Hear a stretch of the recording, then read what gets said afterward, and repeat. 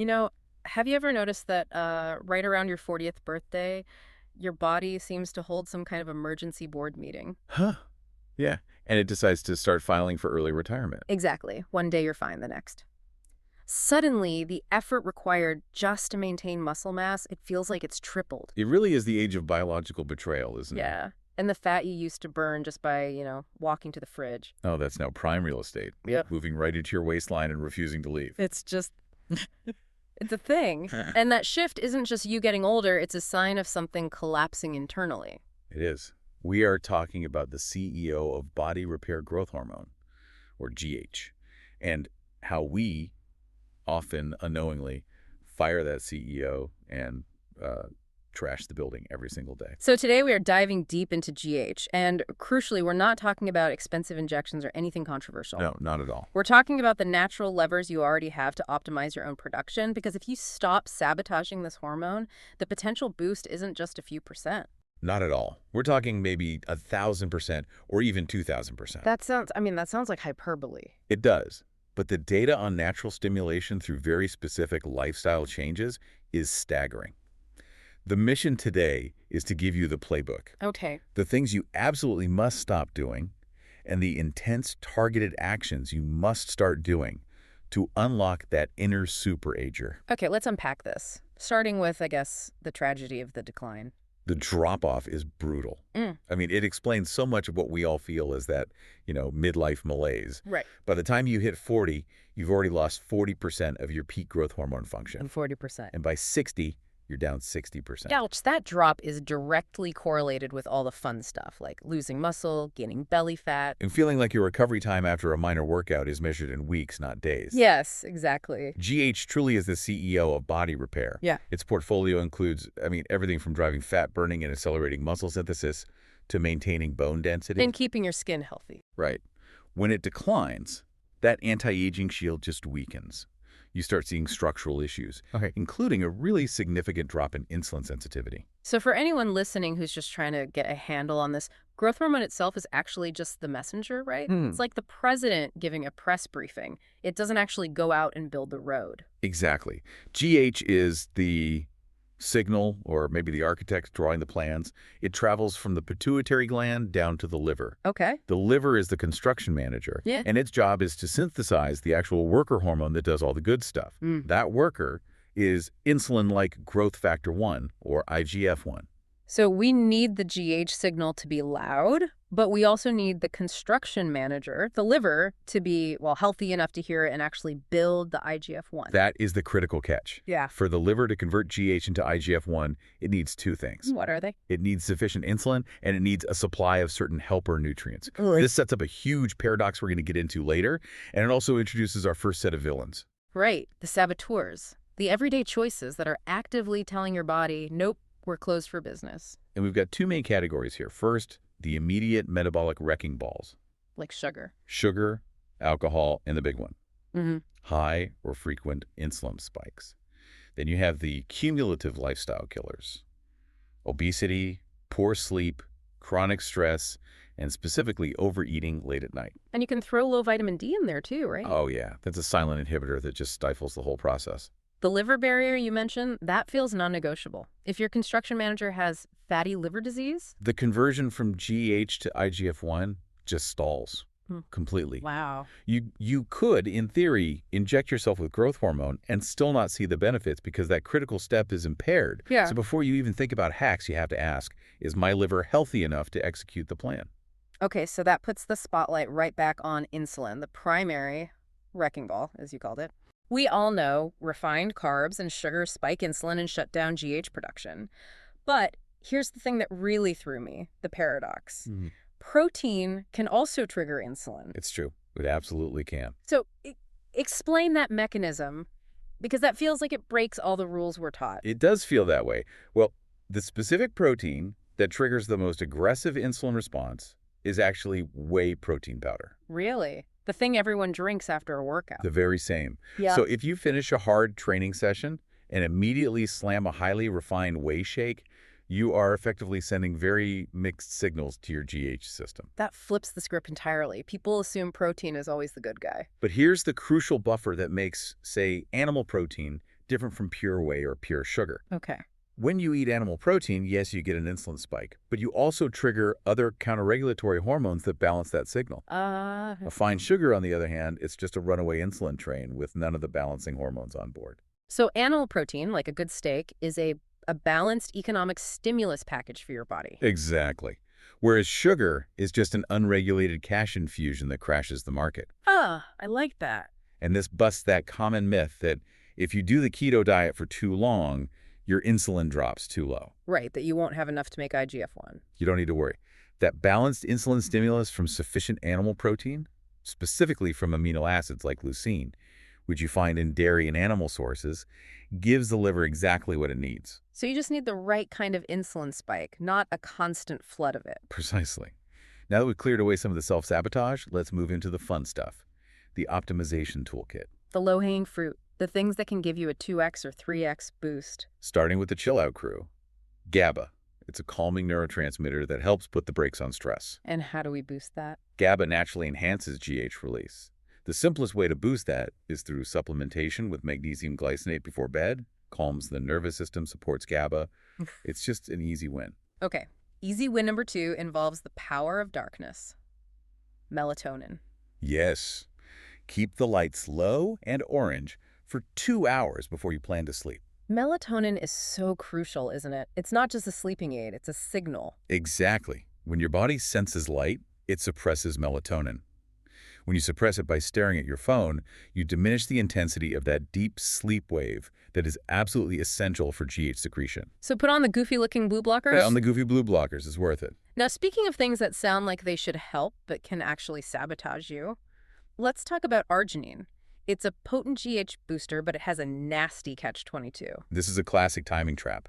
If you take arginine too close to your workout, say an hour before, it actively lowers your growth hormone response.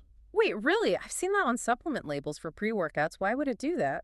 The mechanism is complex, but one theory suggests that when arginine is introduced too close to that intense stress-induced GH surge from exercise, it causes a counterregulatory inhibitory effect. So it cancels it out. To avoid this, you have to separate it from your workout by at least 2 to 3 hours. It's a powerful tool, but you have to use it with precision.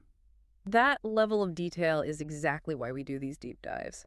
Okay, what else is on the 2X list? We have cold therapy brief, cold exposure, a quick cold shower, or even just plunging your face into ice water. A minor shock to the system? A minor shock that triggers a hormonal release.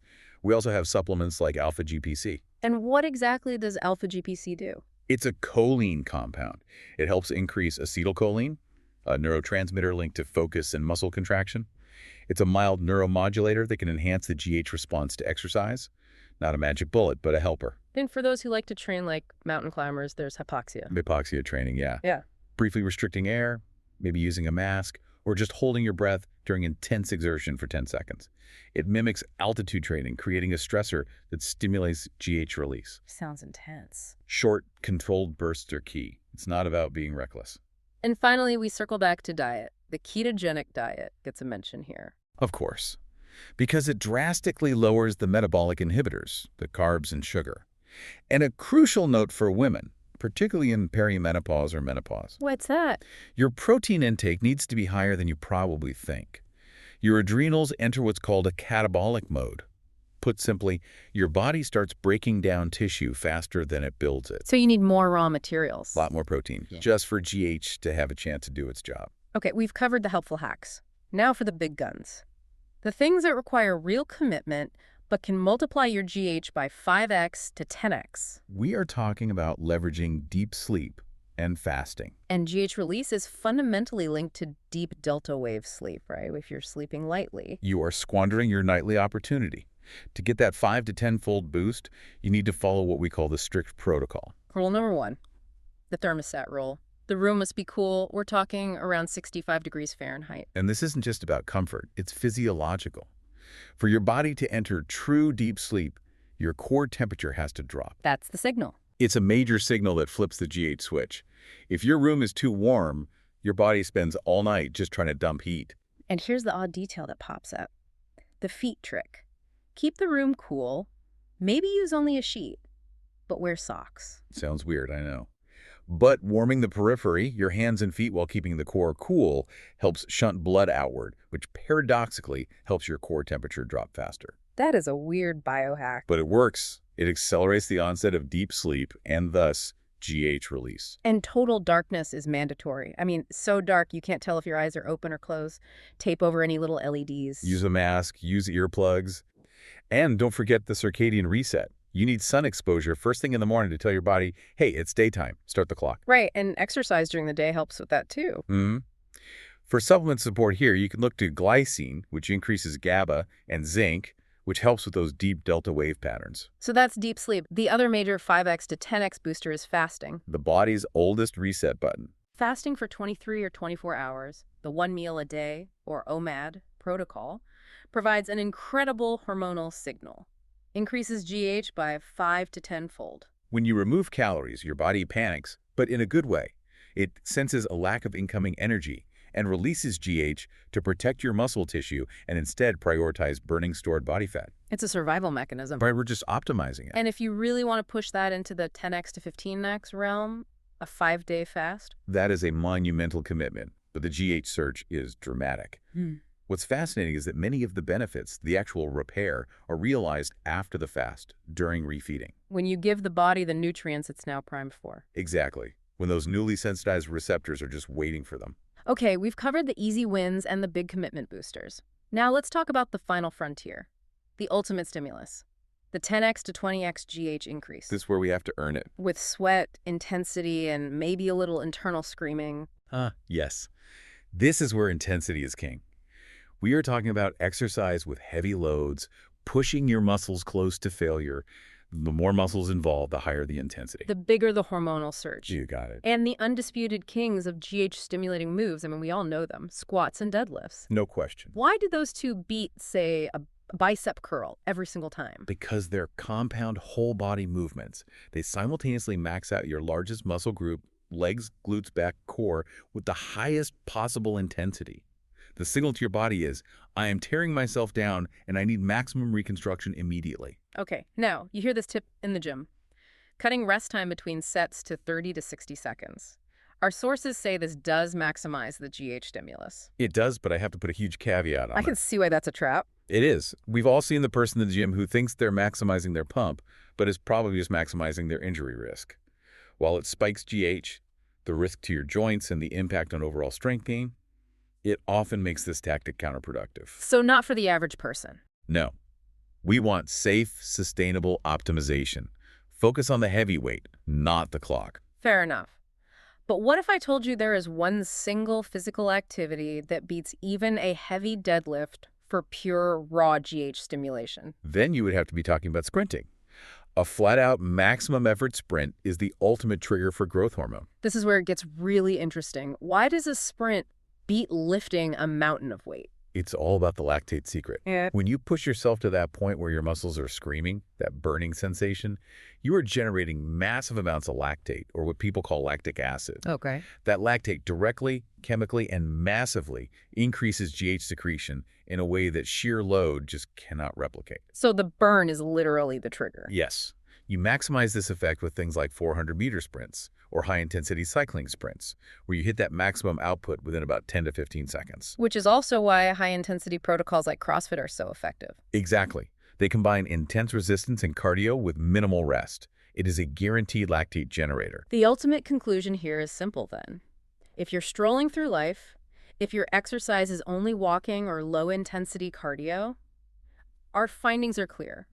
Walking and low-intensity exercise stimulate no growth hormone. Zero. You have to push to the edge. You have to demand repair from your body, or it just assumes no repair is necessary. So what does this all mean for you, the listener? We started with the sad decline of the 40-year-old body, and we've ended with a really clear 3-part playbook. Right. First, stop the sabotage, manage insulin, fix the liver. Second, use extreme rest as a lever. Commit to that cold, dark, 65-degree sleep protocol and strategically use fasting. And third, introduce extreme intensity. You have to trigger that lactate response with sprints or heavy compound lifting. Sure. GH isn't just about looking young. It's fundamental for metabolic stability, strength, and bone density. It's about fighting the slide into fragility. That's a great way to put it. If you think your boss is intense, Wait until you meet your own body. It literally demands a flat-out sprint just to remember how to burn fat and rebuild tissue. So the question is, what small, uncomfortable change are you going to commit to first that will force your body to finally start listening?